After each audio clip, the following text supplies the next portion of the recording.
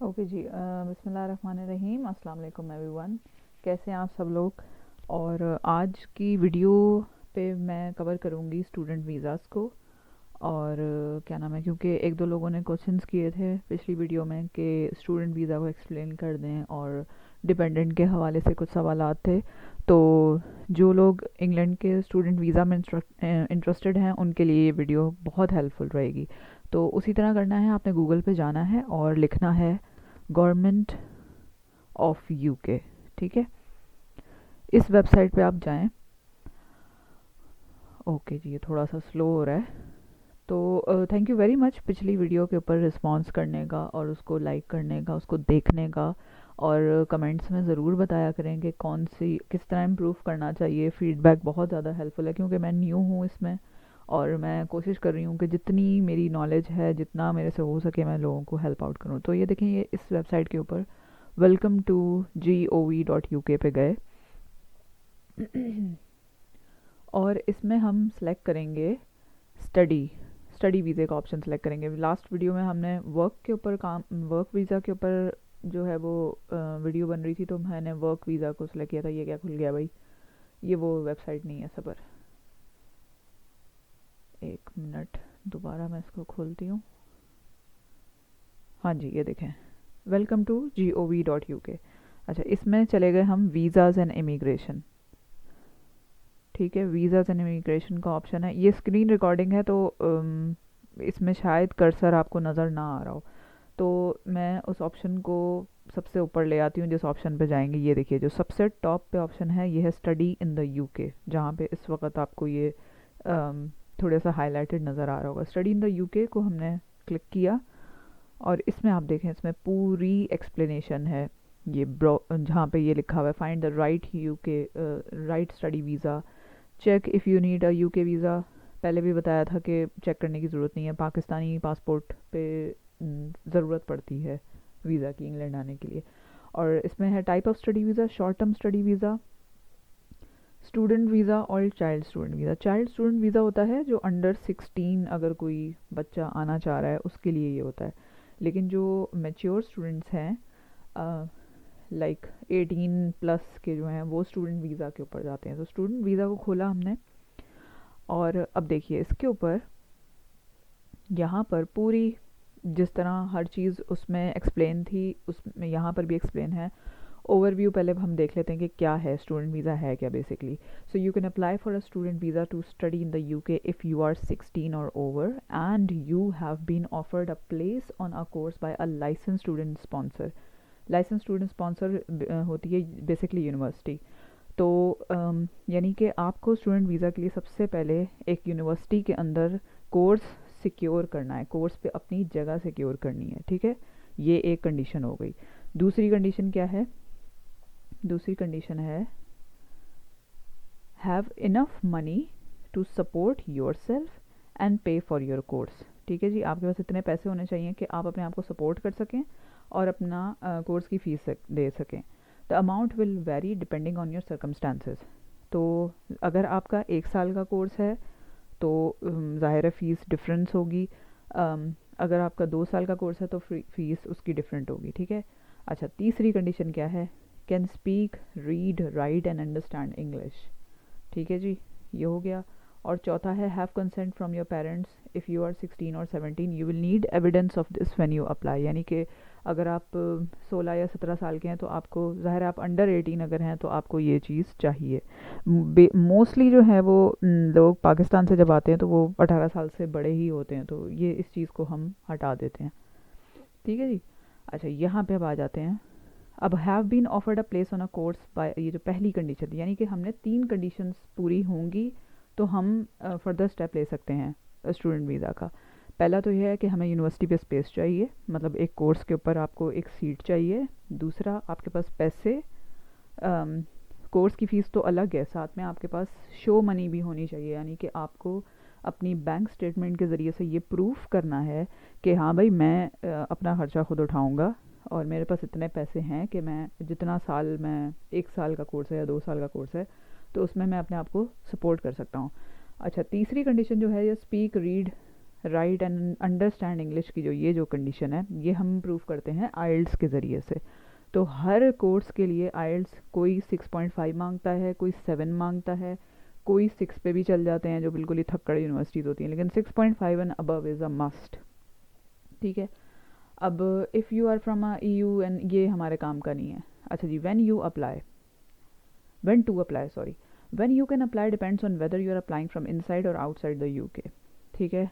अब क्योंकि कुछ स्टूडेंट्स ऐसे होते हैं जो पहले स्टूडेंट वीज़ा के ऊपर आ जाते हैं इंग्लैंड, फिर वो अपने वीज़ों की एक्सटेंशन भी करवाते हैं, यानी कि पहले बैचलर्स पे आए, फिर बैचलर्स से मास्टर्स पे आए, तो इसको हम कहते हैं इंटर कंट्री वीज़ा। तो अम, उनके लिए इसीलिए यहाँ पे लिखा हुआ है कि whether you are applying from inside और आउटसाइड द UK। यानी कि अगर आप इंग्लैंड में होते हुए जब आप अप्लाई करते हो तो आप का जो टाइम ड्यूरेशन होता है अप्लाई करने का वो कम होता है, बाहर से अप्लाई करते हो तो उसका ज़्यादा होता है। तो अब इसमें देखें, नेक्स्ट है applying from outside the UK।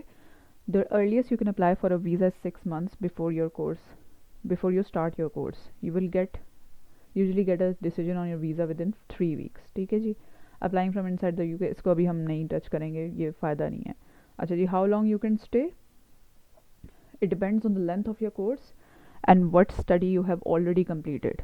ठीक है, आपका कितना लंबा कोर्स है उसके ऊपर डिपेंड करेगा आपका यहाँ पे रहना और कौन सी स्टडी आपने ऑलरेडी कंप्लीट की है। ठीक है जी। एंड इफ़ यू आर 18 और ओवर और your course is at a degree level, you can usually stay in UK for up to 5 years। Degree level से मुराद यहाँ पर है बैचलर्स को, ये लोग कहते हैं डिग्री लेवल। तो यूजुअली बैचलर्स 4 साल का होता है और उसके बाद ये थोड़ा सा टाइम भी देते हैं अपना थीसिस वगैरह कंप्लीट करने के लिए, 6 महीने, 8 महीने, साल भी दे सकते हैं, कुछ बच्चे एक्सटेंशन भी लेते हैं, तो वो 5 साल का हो जाता है। ठीक है। If it is below degree level you can usually stay in the UK for up to 2 years। और इसमें मैं एक बात और ऐड कर दूँ, अगर आप मास्टर्स पे आ रहे हो तो मास्टर्स पे भी आप 2 साल तक यहाँ पर रह सकते हो। ठीक है जी। अच्छा जी, उसके बाद है staying longer in the UK। अगर आपकी पहला वीज़ा ख़त्म हो गया तो उसके बाद आपके पास क्या क्या ऑप्शंस हैं। एक तो ये है कि आप एक्सटेंड करवा लेते हैं अपना वीज़ा। ठीक है, यानी कि आप पढ़ रहे हो, आपकी पढ़ाई ख़त्म होने लगी है और थीसिस बिल्कुल रहता है और आपको लगता है कि यार मैं इस टाइम ड्यूरेशन के अंदर इस थीसिस को कंप्लीट नहीं कर सकूँगा, तो आप एक्सटेंशन के लिए अप्लाई कर देते हैं। ठीक है, वो एक लंबा प्रोसेस है, उसको कभी हम दोबारा देखेंगे। Switch to a student visa from another visa if you are already in the UK, ये भी अभी इसको भी डिस्कस नहीं करेंगे। So when can you travel to the UK, you can arrive in the UK before your course starts. ठीक है, यानी कि आपका जब वीज़ा लग गया, बेशक आपकी क्लासेस स्टार्ट नहीं हुई, आप आ सकते हैं इंग्लैंड। तो this can be either up to 1 week before if your course last 6 months और less, and up to 1 month before if your course last more than 6 months।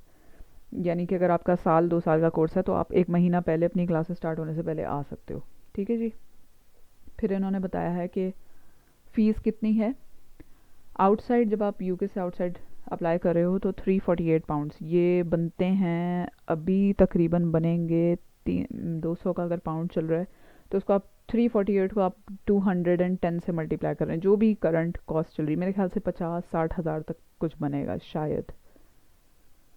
और उसके बाद एक तो ये आपने फ़ीस देनी होती है और उसके बाद हेल्थ सरचार्ज आपने पे करना होता है जो कि 800 पाउंड है। ये आप पूरा इस पे जाकर देख सकते हो कि कितना हेल्थ सरचार्ज है। हेल्थ सरचार्ज का मतलब ये है कि जब आप इंग्लैंड आओगे, खुदा ना खास्ता आप बीमार हो गए, आप डॉक्टर के पास जा रहे हो, तो उस ज़माने में उसकी सारी फ़ीस आप पे करके आते हो, इकट्ठी पे करते हो आप।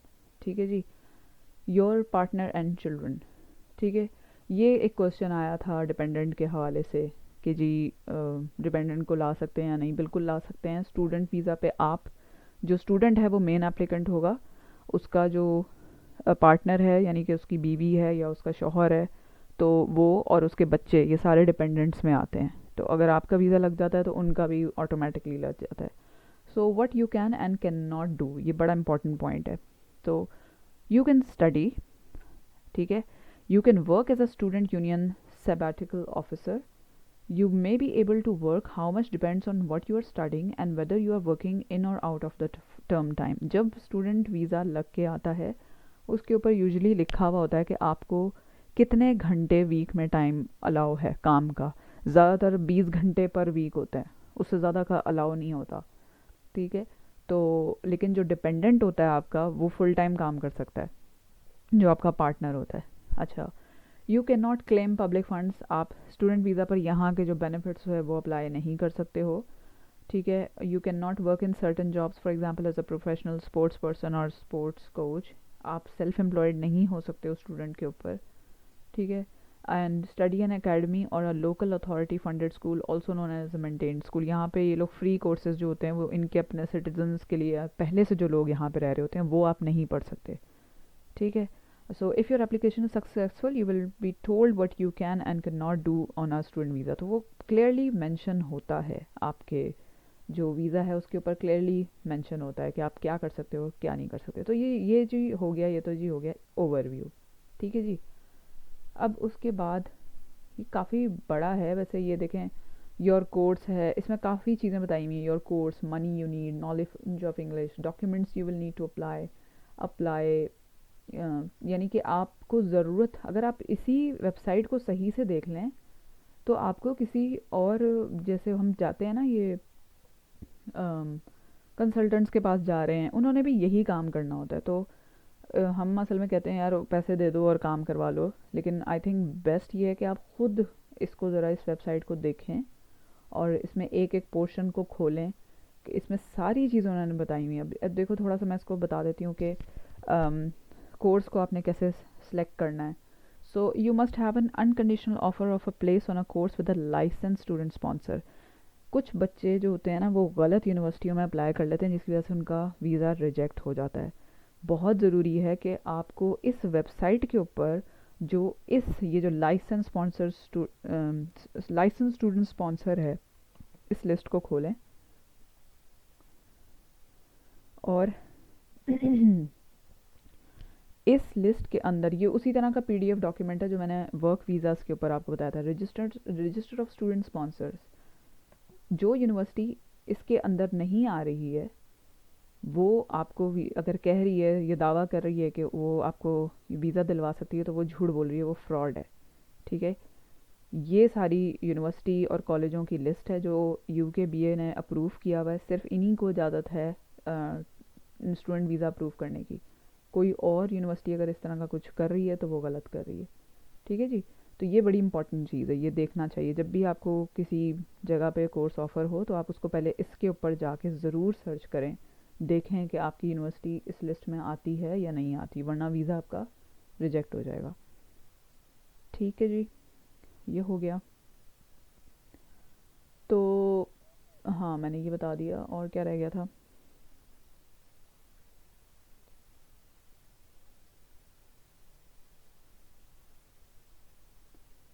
ओके,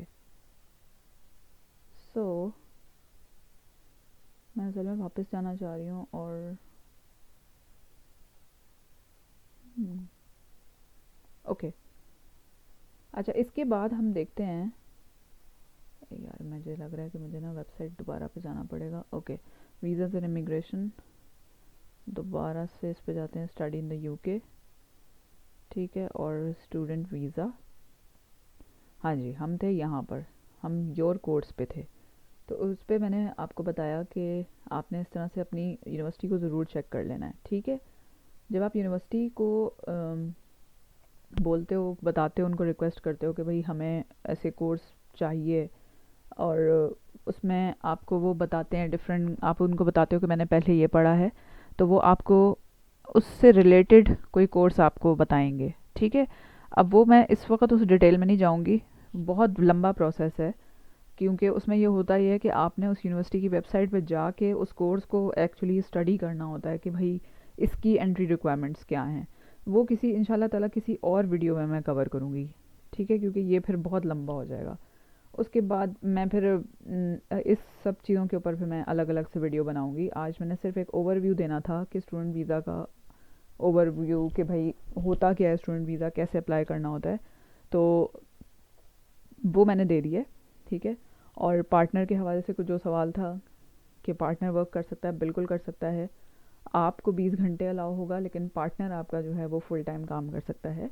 और स्टूडेंट भी जिस वक्त उसकी टर्म सेमेस्टर चल रहा है उसमें पढ़ाई के दौरान सिर्फ वो 20 घंटे काम करेगा, जब छुट्टियाँ हो जाती हैं तो आप फुल टाइम काम कर सकते हैं।